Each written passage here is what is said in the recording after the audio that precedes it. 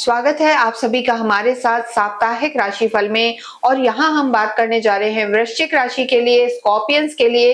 देखिए, कई लोग हमसे पूछते हैं कि हम कैसे देखें, तो आप अपनी राशि और लगन दोनों ही, अगर आपकी जिसकी राशि वृश्चिक है, जिसकी लगन वृश्चिक है, दोनों ही लोग ये देख सकते हैं किससे ज्यादा रिलेट होता है, उस हिसाब से आप इसे रिलेट कर सकते हैं। चंद्रमा बहुत ज्यादा महत्वपूर्ण होता है जब भी हम वीकली राशिफल की बात करते हैं। और देखिए, वीकली राशिफल में जब हम देखते हैं तो चंद्रमा हर 2 सवा 2 दिन में तो बदलते ही हैं। तो इस वीक में चंद्रमा सबसे पहले आप ही की राशि में रहने वाले हैं, यानी 4 तारीख को चंद्रमा नीच के रहेंगे और आप ही की राशि में रहेंगे, यानी वृश्चिक में रहेंगे, फिर धनु में रहेंगे, फिर मकर, और आखिरी दिन वो कुंभ में रहने वाले हैं। यानी 10 मई को चंद्रमा राहु के साथ रहेंगे और ग्रहण दोष, पितृदोष बनेगा। लेकिन अगर हम आपके लिए बात करते हैं तो देखिए, चंद्रमा 4th हाउस में रहेंगे आपके 10 तारीख को। तो 10 मई को वृश्चिक राशि वालों को थोड़ा सा संभल के रहने की जरूरत है, क्योंकि जब भी चंद्रमा 4th हाउस, 8th हाउस या 12th हाउस में होते हैं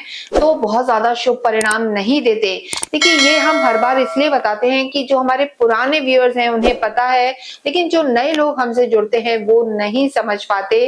तो आप स्वयं भी इस चीज को देख सकते हैं। हालांकि हम यहाँ डेट भी बताते हैं कि किन डेट्स पर आपको संभल कर रहना है, लेकिन यहाँ पर आपको जो आपके लिए हम जो बता रहे हैं, 4th हाउस और 8th हाउस और 12th हाउस में चंद्रमा थोड़े से वीक हो जाते हैं, डिसीजन मेकिंग को पुअर करते हैं, निर्णय आप नहीं ले पाते हैं। और देखिए, चंद्रमा बहुत ज्यादा इंपॉर्टेंट है, आपकी माँ के कारक है, आपकी भावनाओं के कारक हैं, फीलिंग्स के कारक हैं और आपके इंट्यूशन के कारक हैं। तो चंद्रमा की स्थिति महत्वपूर्ण है, इसलिए साप्ताहिक राशिफल हम बताते हैं। और 10 मई को आपको वृश्चिक राशि को, लगन को यहाँ संभल के रहने की जरूरत है, स्वास्थ्य का भी ध्यान रखना है।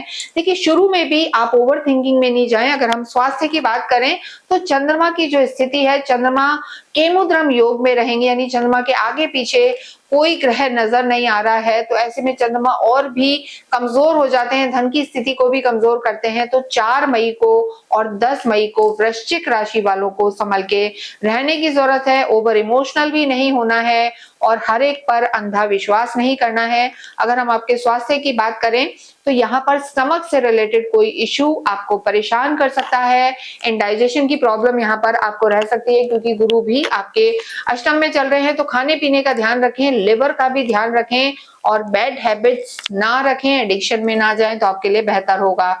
इसके साथ ही लव लाइफ की जब हम बात करते हैं तो देखिए, लव लाइफ के आपके जो लॉर्ड हैं वो जरूर आप समझते हैं कि गुरु हैं, अष्टम में चले गए हैं, त्रिकोण के स्वामी, केंद्र के स्वामी का 8th हाउस में जाना बहुत ज्यादा अच्छा नहीं माना जाता। तो यहाँ पर लव लाइफ में आपको आर्ग्यूमेंट से बचना है। 4 मई और 10 मई को आपको थोड़ा सा कूल रहना है और अपने पार्टनर को भी रखना है, उन्हें समय दीजिए। तो ये वीक आपके लिए लव लाइफ यहाँ पर बेहतर नजर आ रही है।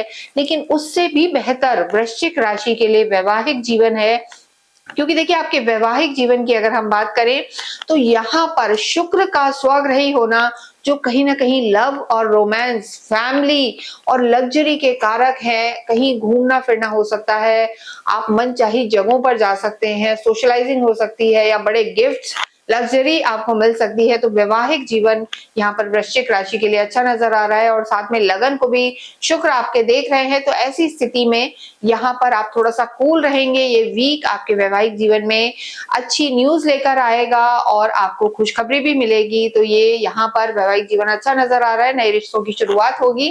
फैमिली प्लानिंग के लिए भी समय अच्छा है, लेकिन लव लाइफ को थोड़ा सा संभालना है।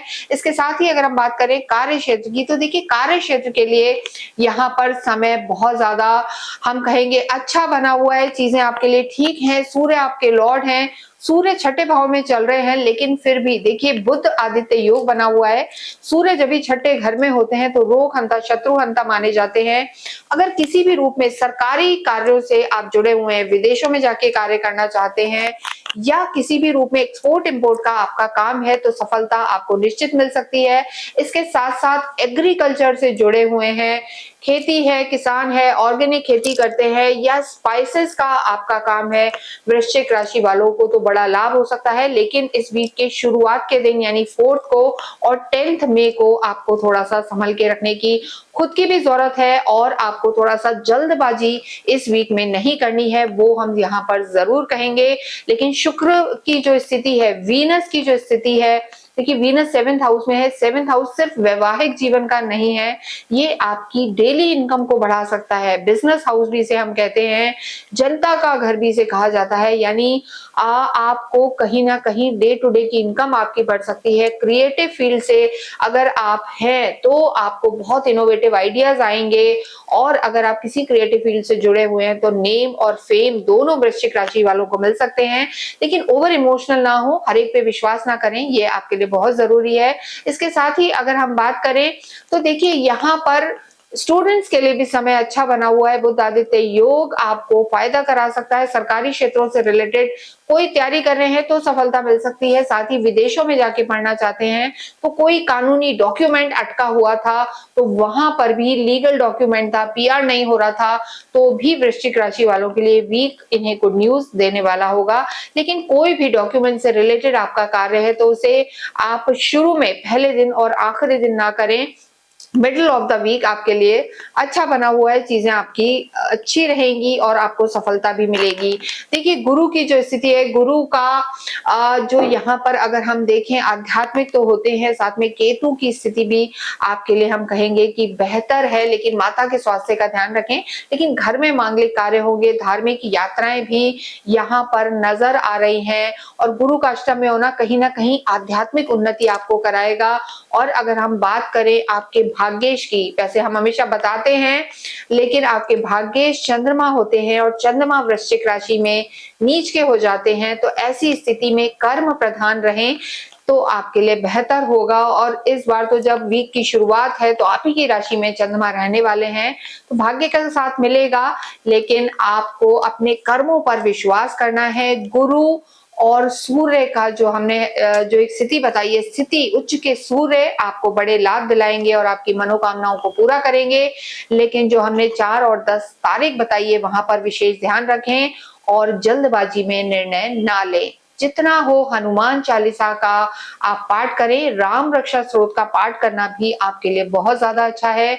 राम, रामचंद्र, रामभद्र इन नामों का जितना आप उच्चारण करेंगे या आप राम राम राम लिखेंगे वो भी आपके भाग्य को बढ़ाने वाला होगा। इसके साथ ही इस वीडियो को हम यहीं समाप्त करते हैं।